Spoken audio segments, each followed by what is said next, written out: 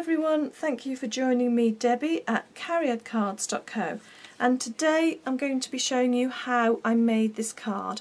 Now before I start, I need to give credit to Joanne James, the Crafty Owl, who I have cased the idea of the black card at the back and the pink card with this embossed design on.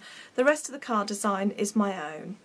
I started off with a 6" by 6" card blank that I've just folded, and then cut basic black card to 14 centimetres by 14 centimetres, 5.5 inches by 5.5 inches, and pink pirouette card to 13.5 centimetres by 13.5, 5.25 inches by 5.25 inches. I will put the measurements on my blog. Please excuse my fingers, you're bound to see them. I've been making cakes for a friend. She's got a big birthday coming up, and I use lots of blue food colouring because I didn't use lots, I wanted pale blue, but I think I got lots on my fingers. So I've scrubbed and scrubbed them, but I can't get the blue dye out. It's far worse than getting ink on your fingers. Right. Back to what we're doing. So I brought my big shot in. I can't use my magnetic cutting plate for this because you need to take the two tabs off in order to use an embossing folder, so I've gone back to my standard platform. I've got the Happy Hearts embossing folder that was released with the new Spring Summer catalogue. It's absolutely beautiful, and it's a nice easy design to line up because you've got your hearts across the top there that you can line your top edge of your card up with, and your heart edges down the side. Now, because I absolutely don't want this to shift, because of these lines, you'll see if it goes a bit squiffy, what I'm going to do is just use a little bit of low tack tape, and you can easily get this from a craft shop or that firm that delivers very regularly to your doorstep. Starting with an A. I don't know if I'm allowed to say it. I can put a link on my blog if anybody wants to know how to get hold of it. So actually I'm going to turn it that way round because I don't want to put that bit through. I haven't got the embossing folder on. So the embossing folder, the reason I'm doing this, the embossing folder doesn't quite go the whole width of the card that I've got. So I'm going to have to take the embossing folder off when I've done it up to there, and then just do that last little bit. So I'll take that off, take my cutting plate off, just take that back through, and then the low tack tape won't damage your card in any way, shape or form. That's the beauty of it, but it does just hold things really securely in place. Right, so you'll see I've got my design there perfectly straight along there and there, but of course we haven't got anything there.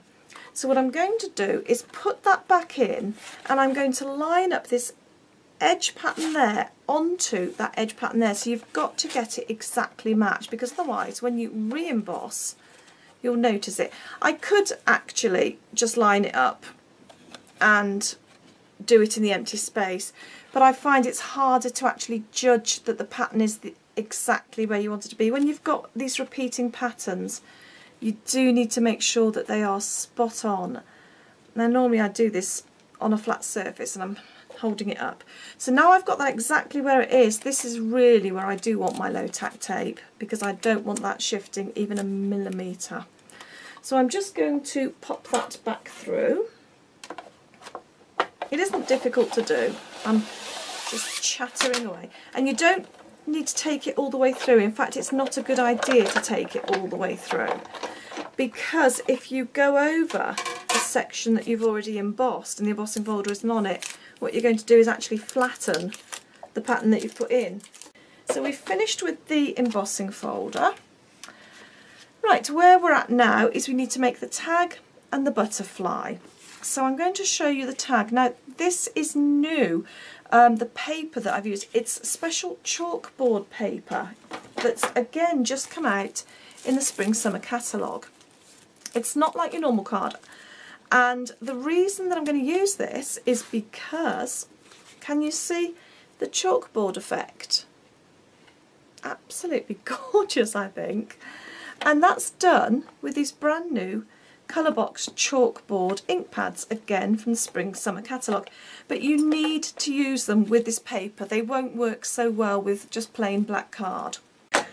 Now, this ink stamps beautifully. The only thing is it does take a little bit longer to dry than normal inks. So what I'll do is I'll show you the stamping of it, and then I will go ahead and I'm stuttering for words today.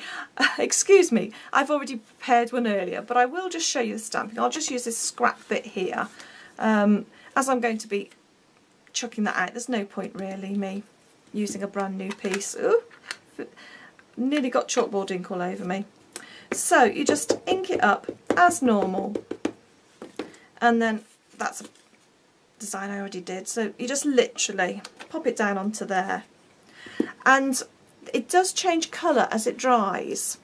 That's what I did earlier, and that is done in exactly the same colour. That's done in the rose coral, and that's dried, and can you see the difference in colour? And then that's what I've just inked. And again, if you look at that, it looks very pink compared to that. So it does change, it goes much lighter as it dries. Right, so let's pretend that I've gone away and left it to dry. What I then did to create my tag there, I cut that to 2 inches width by 3 1/4. Again, I'll put those measurements on my blog for you. And then I've got my angled tag topper punch, and 2 inches width, because that fits exactly into there. If it's any bigger it won't go in. So I'm just literally going to slot that in with the writing at the bottom, the spare bit at the top, push it right up, and then just press, and you get this beautiful tag. Really nice way of creating tags. Then I've just finished that off with some nice pink pirouette ribbon. I did forget, apologies for that, to tell you which stamp set that was from. That's from the Celebration Big Day stamp set, and it's this one here. Get this free if you spend £45 in the Celebration, in the main catalogue or Spring Summer catalogue, but that is free from the Celebration catalogue. So a little bit of pink pirouette ribbon, and I'm just going to pop that together, fold it in half, just thread it through from the back to the front. I'm not even going to try a bow today. It's 1 o'clock in the morning. I'm not quite sure why I'm doing videos so late, but I'm wide awake, and I thought I'll do a video, but I'm not going to attempt a bow. I think that is asking for trouble. So just secure that, and then just cut that at a jaunty little angle, and there's our tag. Then what I've done is I've got a butterfly with a pink pirouette on the bottom, so I've got 2 layered butterfly, and then I've stamped with basic black onto some vellum, just to give it a bit of lift and a bit of interest and a bit of 3D effect. So I'll do my stamping now, and for that I'm using the butterfly stamp out of the Butterfly Basics set, and there's 2 sets of this. This is set 1 of 2, and I'm just using basic black. And again, with stamping onto vellum, you need just to wait a little longer than you would with normal ink for the ink to dry, but otherwise you just stamp as normal. There we go. So that's just stamped as normal. While I'm waiting for that to dry, I'm going to just go ahead and do some other pieces, and we'll come back to that, because if I try to put that through the die cutter, I'm going to risk smudging the ink. So with the basic Butterfly Basics set, you can get a set of framelits. Best Butterflies, I think they're called. I'll double check on that. And this one, Best of Butterflies, that's it. This one perfectly matches this lacy effect butterfly. And then there are 2 larger butterfly dies, and you've seen me use them on some of my projects so far, the ones that cut out the beautiful lacy butterflies.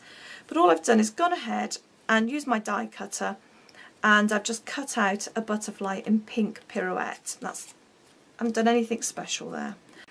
And there's my Lovely vellum butterfly. Isn't that pretty?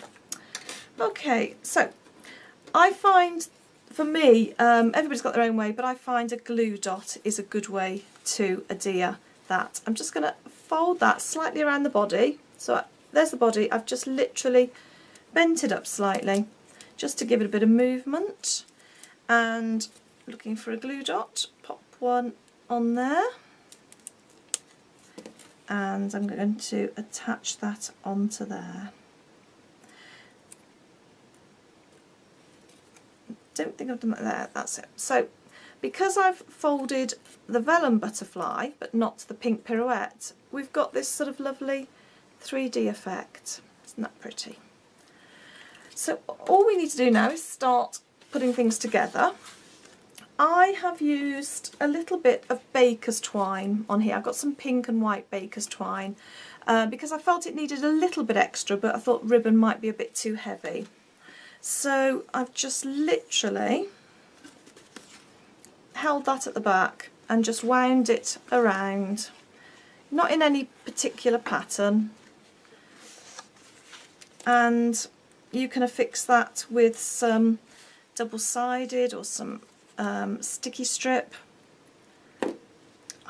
Because this baker's twine is very, very delicate, I'm going to put a little knot in.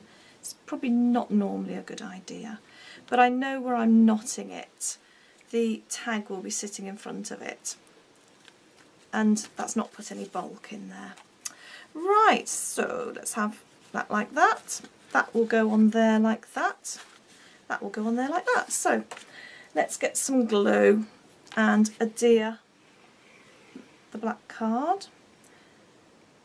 I've only ever used black card before when I've done sympathy cards. It's never occurred to me to use one for sort of standards greeting card, like a birthday card. And then I saw this card design that say Joanne James came up with using the black and the pink, and I just thought, oh, it just looks stunning, and I thought, well, I'll have a go at it. And you know, sorry, I'm drivelling on because I'm sure you're probably bored watching me do the glue, but I just put it together and thought, I absolutely love it. It was just one of those cards that I thought really pleased with. Okay, so I've just glued both layers, and then I'm going to pop on my tag with some dimensionals. Got some dimensionals sitting over here on my very untidy desk. It's a good job you can't see the rest of my desk. So, will that be enough? Oh no, let's be a bit generous and put an extra one on.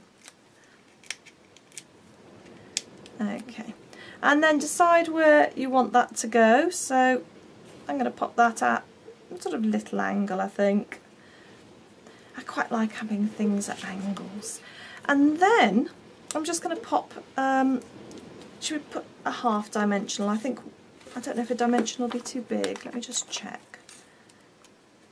Nope, we'll get away with that. So a dimensional on the back of the butterfly. You could use a glue dot if you want. And pop that onto there. So that's stuck beautifully. Oh, can you hear the rain? It's just started. And then I'm just going to pop a few rhinestones around here. You can never have too much bling, can you? Especially with this. I'd love to know what you think of the new chalkboard paper and inks. I was really excited when I first saw them in the catalogue, and I've really enjoyed using them. It's just nice to have a play with something a bit different. So, oh my goodness, I think the heavens are opening. So there you have it. That's my angled tag topper card with my chalkboard paper and chalkboard inks. Hope you like the card, and thank you very much for joining me, Debbie, at cariadcards.co.